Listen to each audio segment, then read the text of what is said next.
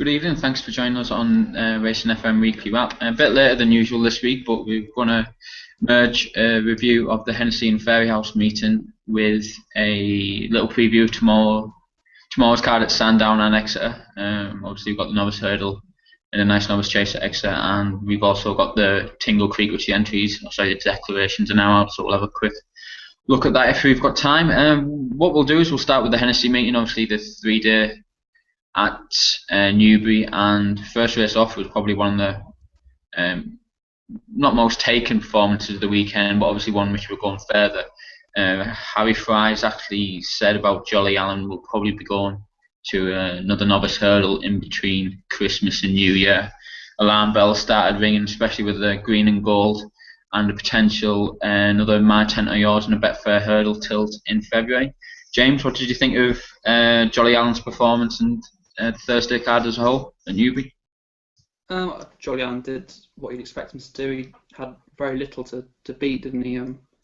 Nothing was desperate to challenge his jumping, so he didn't really learn a lot. But it's another bit of experience, another sort of softly approach that Harry Fry seems to like to take with this horse, and he's definitely worth looking at in any handicap he crops up in after.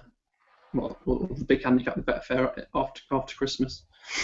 On the rest of the card, I was very impressed with another JP horse in the bumper, Yanworth, who ended not a good day for Alan King. It's probably worth watching at the race just to see McCoy sort of play with the second as he travels up the straight, just sitting dead still.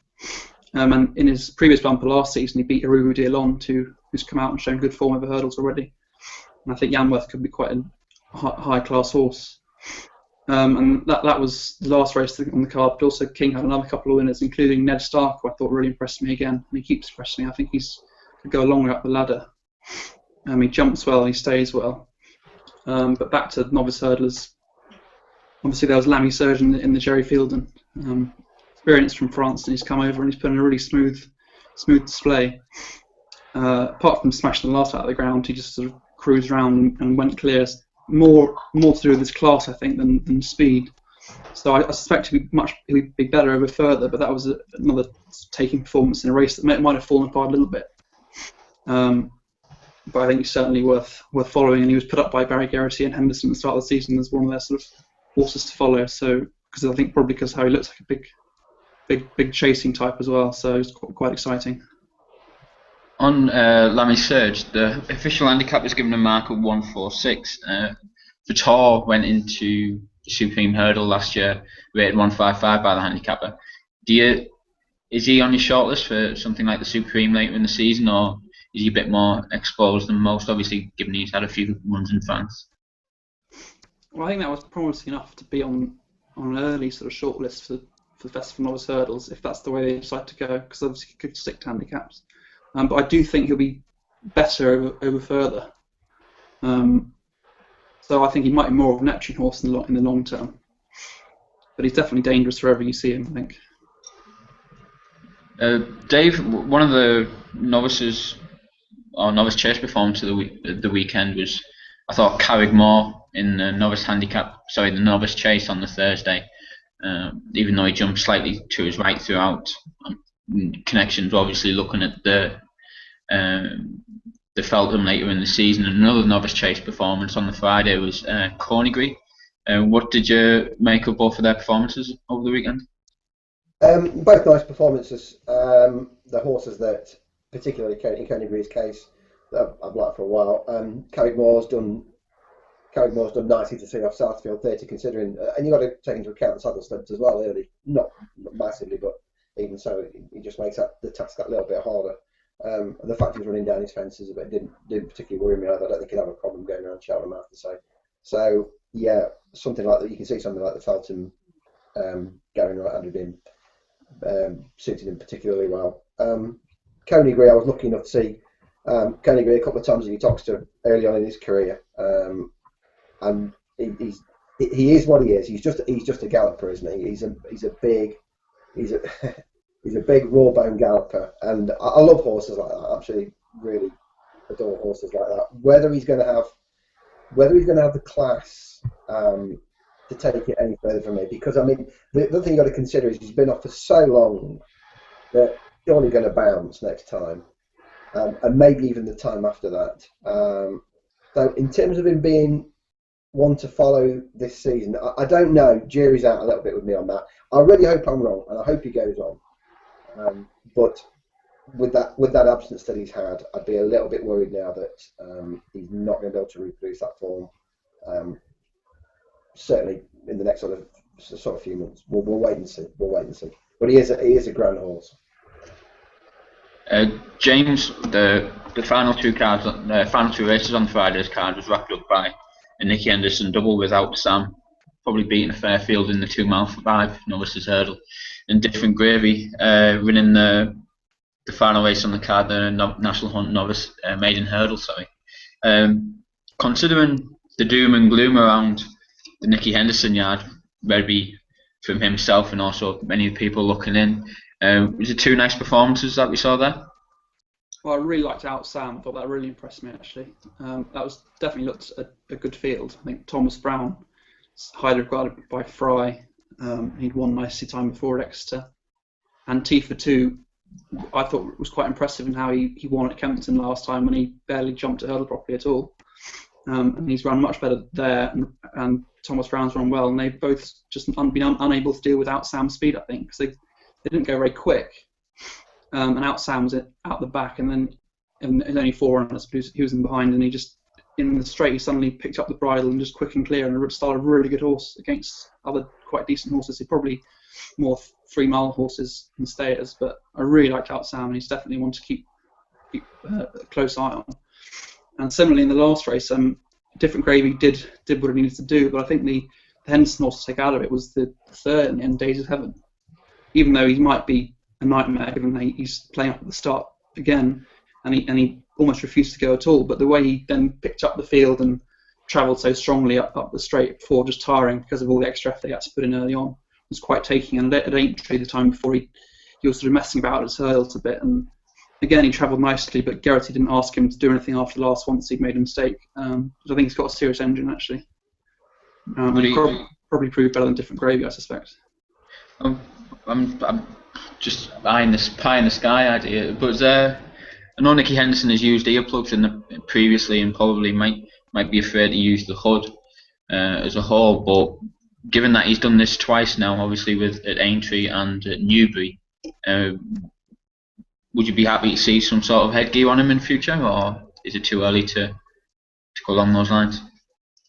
It might be a little early. I mean, he wasn't quite as bad as Aintree, but he was a bit worked up beforehand. I think he just needs to grow up, and if he can grow up and they can teach him a bit more, then he might not need headgear, but it's worth a try if he keeps being that difficult, because he's definitely got talent now, I think. Before we go to the big handicap chase at Newbury in the Hennessy on the Saturday, James will stay with you for the hurdle division which we saw at Newcastle. I was impressed with Chidwell's performance in the French first novices hurdle. I think he found it well. His jumping went to pot on debut, but he was still able to get a win under his belt, even though, like I say, Fluff in the last 2 hurdles. I thought he was probably had a better chance than most when he fluffed one of the last 2 at Newcastle. I think it would have been the second last. Would he be the one which you take out the French first hurdle? Yeah, I think so. The way another one travelling nicely up the home straight, and he never really asked for his effort, really, was he? Because he was about to be, and then he made the error, and he probably had too much to do off a pace that wasn't that strong. And I think Native Ruler was it that won. He went a bit. He sort of controlled the race from the front and was never caught. I think a faster pace without those errors. Yeah, he's definitely a horse to look out for next time. Another interesting novice hurdler from the weekend. And what were your thoughts on the fighting fifth? Is Irving? I know he's probably had his one blip on his record. Arguably, he's been at Cheltenham in the Supreme. Would that put you off for a champion hurdle tilt, or is he just not good enough? I don't think the Supreme would put me off the champion hurdle, but he's probably not up to the sort of Boggins and the new one quite yet. But I thought he impressed me the way he jumped so cleanly, because had a habit last season, and obviously when he fell last time, he could just dive at a hurdle.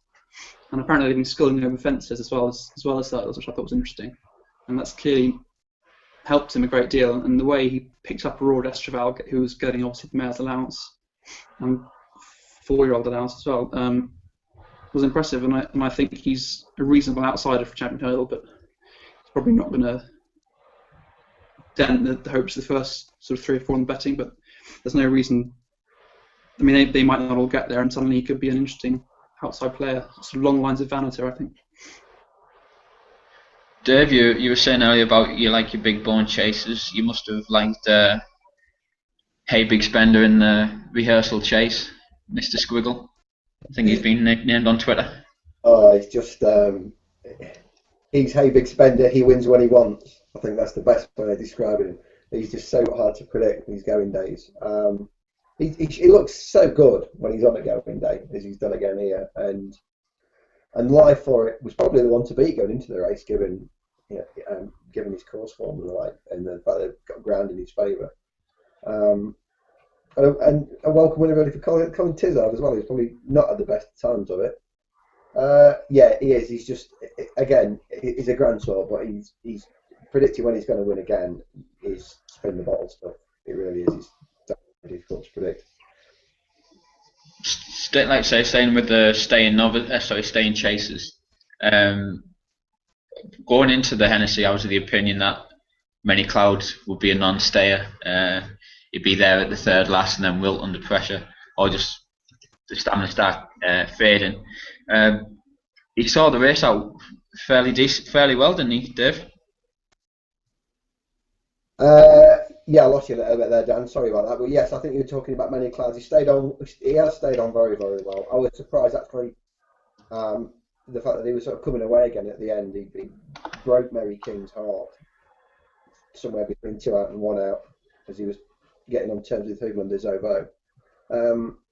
The way that he stayed on is going to lead you to believe that presumably they're going to try going down the Gold Cup route with him.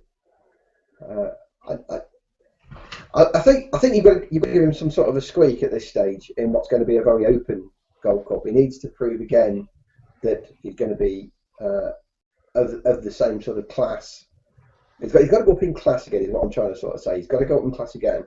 Proving his stamina now. Now he's got to show that he's improving again to the sort of class that's going to be needed.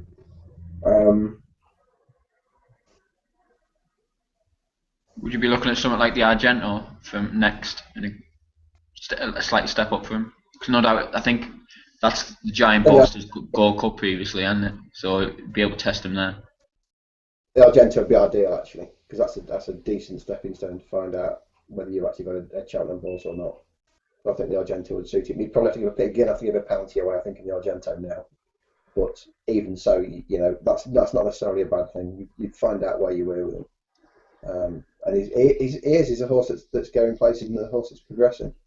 The ones in behind, just because Houblon des Oblais was a 50-1 chance doesn't mean that the form isn't solid. Houblon is a top class horse on his day, and first time out was the time to sort of catch him, really, for the Hennessy, and for a long time up the straight he looked the winner.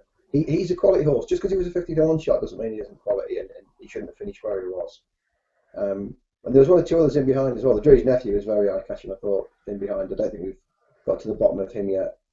Very intelligent ride from Davy Russell. Trying to get him back into contention after a mistake, kept him out wide, let him get back into rhythm. Yes, he's forfeited a bit of ground in the process, but I still thought that was a very intelligent ride and a good ride. And we've certainly not seen the best of him yet either. James, of those in behind, on my shortlist, I've got Ballynagor going for the 2 mile 5 hole handicap chase at the festival again, because he apparently didn't stay over the 3 miles here. I've got Union East and probably Monbeg Dude as possible Welsh national horses. Was there anything in behind which you thought of note? And obviously, is Many Clouds up to challenging it in a... Not lost him, have he? Hope he hasn't. It looks as though we might have done, so hopefully he comes back. I'll field it. Union East, I think it's going to be hard to place. the way that he sort of stayed on here from the back would lead you to believe he's starting to look like an out-and-out stayer now. Don't forget, he was quite cleverly campaigned by Nichols, early on in his career. I think James is back now, but he does look like on this. He's looked like he's going to be more of a stayer than perhaps we first imagined. You want to take it, James? You can go with James now. Yes, it was just sorry, James. We were just saying there before you just probably cleaned your Christmas jumper. What it was, we were thinking of those in behind. You've got Monbeg Dude and Union East, probably as Welsh national horses. Was there anything else in behind, or Mini Clouds as a possible Gold Cup horse, definitely in a week year? Yeah, well, I agree about Union East, because I don't think he was tuned up for the race, was he, necessarily, and he was either outpaced or just got a bit tired on the far side, and then he just kept on. Doesn't mind the soft ground, so he's definitely a Welsh national contender, I'd say. And obviously Monbeg Dude will be again. Many Clouds, I think, is probably in a similar sort of situation as Irving. The Gold Cup might not be quite as high quality as the Champion Hurdle will turn out to be, but I suspect he's more of a decent outside hope than a proper contender at this stage. I think it's worth touching on the Stayers Hurdle as well on Saturday. Yeah. If we can go on to that, because that was a sort of big shock. Well, not to everyone, I suppose, but it was a bit disappointing to see more of that struggle. He swept all before him last season, and a bit like Atfish's Cross last year, come there, everyone expecting him to win and build on that, but he's just been done for fitness. I hope it was fitness and not breathing, which they seem to be concerned about now, because he did look massive on TV. I thought it was difficult to imagine he was fully fit. But Cole Harden was clearly trying to beat him for fitness. The way he went out, and he went out quite hard and was tracked by more of that, and he managed to see him off. Then Medina sort of just picked them both off in the end, because they'd probably gone a little bit too hard, and he loved the ground, I think. But I suspect if you ran that race again this weekend, you wouldn't get the same result. I've gotten an opinion on more of that. I think last year they never understood or never realised how good he was, because I think he went off for 20-1. I think even AP McCoy deserted him to go on to ride in a different stable on debut. Yeah. And I think obviously the progression through the year. I think now, obviously in March last year, they realised what horse they had. So I don't think there's only one day for him, and that's the World Hurdle in March. I don't think there's between now and then. I don't think there's really many races which suit him. I think this hurdle race and the long walk probably too close together. You might even see him in the Welkill, which he won last year, over 2 mile 4. Yeah, that's right. Yeah. So I think we might even see him in then, and then the only time we're going to see him again after that will just be the World Hurdle. I don't think that'll be the only day we'll ever see him right at the top of his game. I think as well we need to sort of mention the fact that the stable form has been pretty poor now with John Jones for the best part of about 4 weeks. I think he's had 2 winners in that time, and one of them was an unexpected 20-1 shot at Warwick. So clearly at the moment there's something not quite right with John Jones horses, and I suspect that whatever the problem is, he will have put it right by the time March comes around. He's good at that, John. He's good. Very good at that. I've backed him on that. To be honest, I've been and backed him over the weekend after he got beat. Went out to 5-1, and I think you hit the nail on the head, Dan. I think come World Hurdle Day, that's his day. World Hurdle Day. You can't judge him on what he did on Saturday. James is right. I think he was unfit. He looked big. I think that ground was probably, given his condition, that ground was too soft for him. And I just think World Hurdle Day, you'll see a different horse. Obviously now we had the Hennessy on Saturday, which was the headline act in England. The headline act on Sunday was Dwinmore Chase Day, Hatton's Grace Day at Fairyhouse. I was lucky enough to be there on the day. Obviously Mullins had his highs and his lows. He had Calcare in the Triumph, the 3-year-old juvenile hurdle, and obviously unfortunate to lose Ale Colombier in the Royal Bond. James, starting with the Royal Bond, I get the impression that Nichols Canyon, if he's the better the race, the better he'll jump and the better he'll be. His only mistake was at the last when he was probably on his lonesome and left to his own devices. What did you think of the Royal Bond going into the race, and obviously with the departure of Ale Colombier, what do you think of it coming out of it? Yeah, I think going in it was mostly Ale on the way he's been back. It was such a shame, and also just the race. But Nicholas Cannon could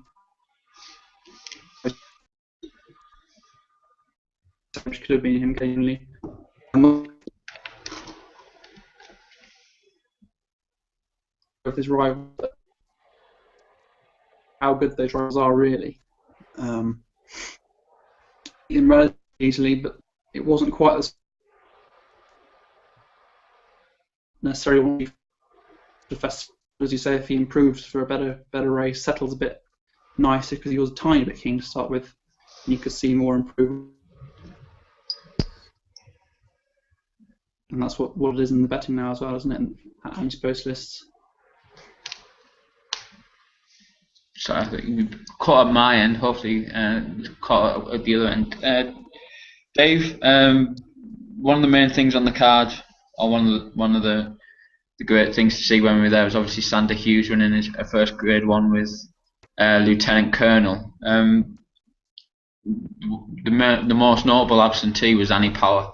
The impressions now is that she's going to be coming out around or start picking up training after the festive period.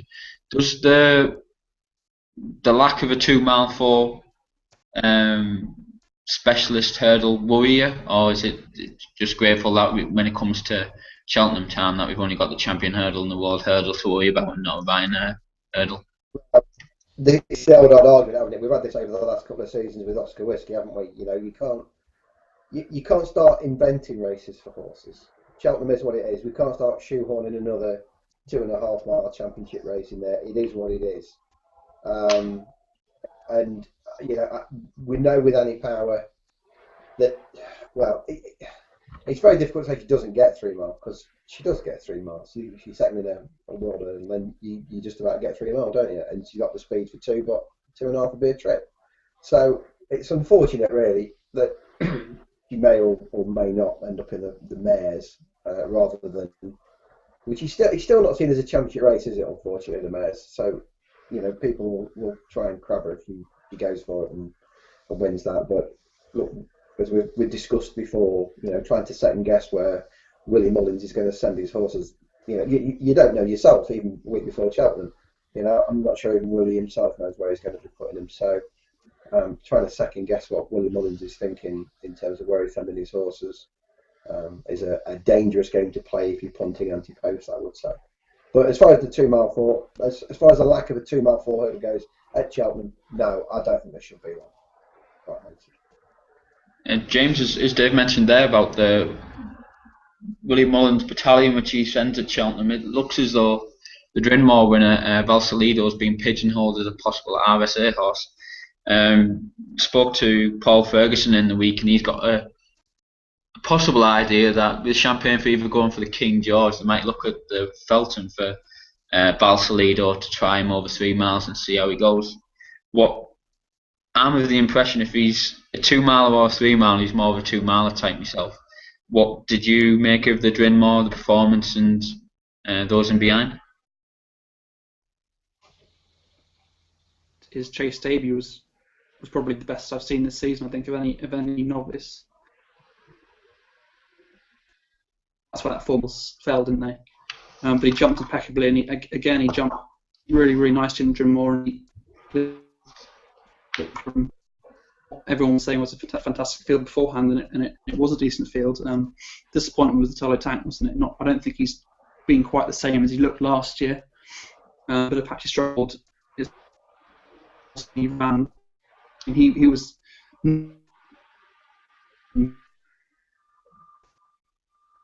But they looked there.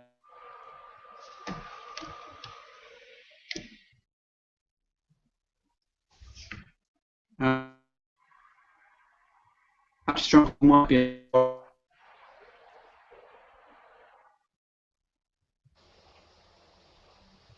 Sorry, James, but you keep cutting out on my end. I don't know about yours, Dave. But I can't hear. I just sort of back up. I think what James was saying there about Valsalido. James was saying how impressive he was, and I thought his jumping was fantastic. Actually, it was as good as I've seen a novice jump this season. And it was pleasing to see his jumping hold up as everything else around his jumping fell apart. I always think that's a sign of a good horse. You know, it's been a decent test. His jumping was standing the test while others weren't. So I would expect him to go on from this definitely. I would say horse for you, Dave. Say again, sorry, Dan. Royal Sun Line Chase horse.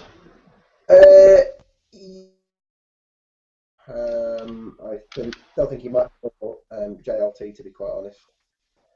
We'll see. Time will tell, but I think he's more JLT myself. And obviously we've not really seen much come to the fore for juvenile hurdlers, but is there anything which you might have seen in Kalkir's performance, or is it just at the moment it's just making a market for someone to come along and surprise everyone? I think it was a nice enough performance. Daibando going into the race was the one that had a bit of form and was almost sort of certain to finish in the frame. So he was your benchmark for the race, and he's beaten him easily enough. He's done very little. His jumping was fine. He's travelled well throughout the race and quick and clear. So you can't ask any more than that at this stage. So no, I wouldn't start sort of crabbing Kalkir at this stage. I thought it was a good performance. We'll stay with you, Dave. Obviously, we're going to have a look at the Sandown card on Friday and a quick look at the Tingle Creek. On the back of your 25-1 William Hill nap today, Dave, have you had a chance to have a look at the Sandown card as a whole and any races in particular take your eye? Well, the two that sort of catch your eye a little bit. Obviously, we're discussing going to be discussing the Tingle Creek in a moment. Certainly, the nod test before the end of the Henry VIII. If it holds up, could be a decent race. Love to see Court Minstrel take his chance. I've got a feeling he won't. Top ground might rule him out, you know. But he's a horse that I'm very interested in this season. I still think that in a year where champion chase contenders seem to be falling by the wayside every 10 minutes, Court Minstrel could be a very interesting contender if he proves good enough on Saturday. But I have a feeling we may not see him until we get better ground. If we did see him on Saturday and it was soft ground, that would be a worry for me. He travels so much better. He travels and quickens so much better on good ground, which he'll get in March. I mean, he could just end up the plot of all plots for the Grand Annual. But for me, I think he's better than that. I think he's classier than that. So I'll be looking forward to seeing him, hopefully. You topped it regular. Were you there for Sergeant Meckless's debut? I was, and he did it nicely enough. He looked what he was in the paddock, head and shoulders above everything else in the race. He looked different class, to be quite honest. I was a little bit sniffy about him beforehand, with a sort of pedigree that might not really be suited to the bigger fences, but there's enough size about him that you think that he really ought to make the grade. He's a nothing race. He's won it. He touched to really, but he couldn't have done it any nicer. And as I say, he's got the size to progress. Whether he's one I want to be sort of to get involved with. I know it's something Mr. Delaghi's not with us tonight. I know we have a theory about sort of flatbreads that the first time up to catch him the over fences first time up is the time to catch him first and second time before they realise they don't like it, and then they start regressing. So with that in mind, it'll be interesting to see which way Sergeant Meckless goes. But certainly he impressed me enough in his Utah debut. Yes. Speaking of Mr. Delaghi, he was on today talking about Vukovar for the Tingle Creek. Are you singing along the same hymn sheet with Davy Russell, Look for the Ride for High Price, Charge?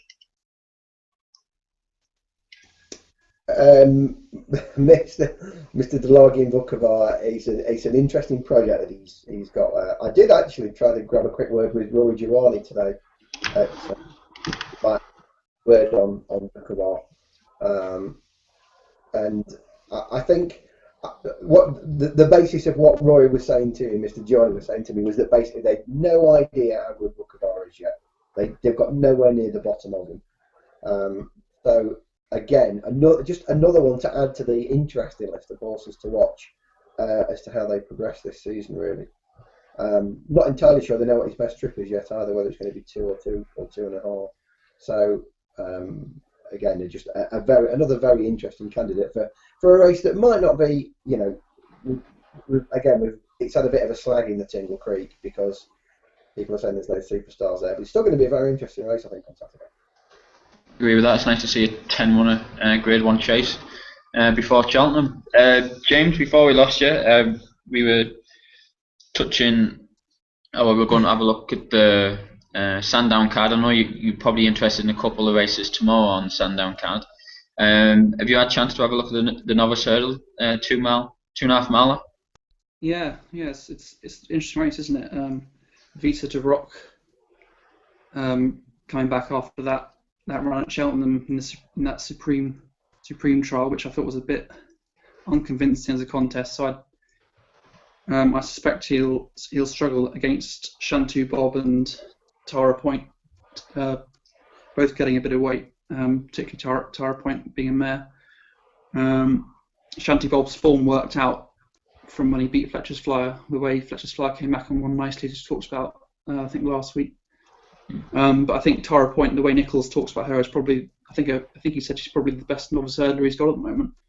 And I love the way she sort of tanked through that race at Exeter and just went clear, looking like she put very little effort into it.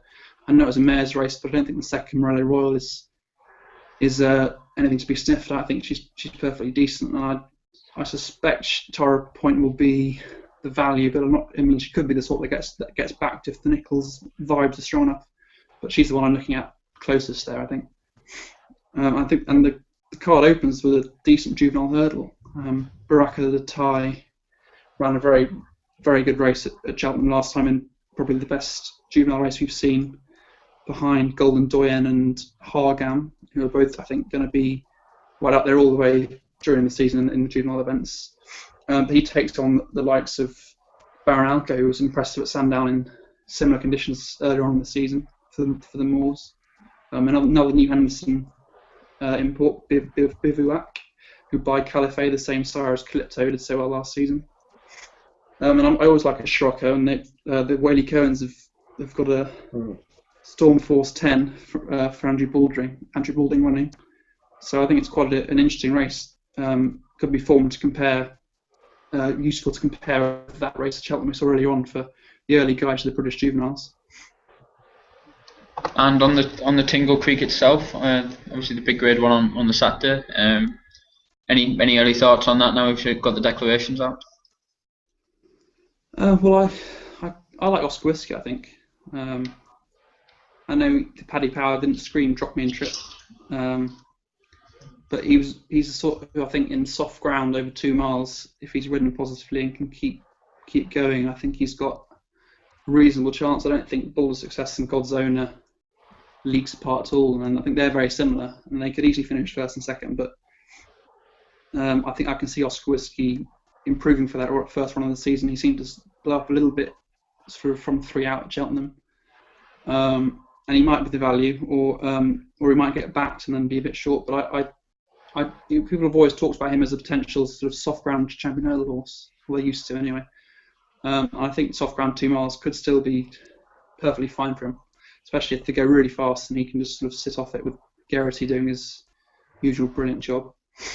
Although Dodging Bullets might be unconsidered, and if he is, he's not to be ignored, I don't think, because he ran really well behind Uxis Ondra at Cheltenham in that horrible sticky ground on the Sunday of the open meeting.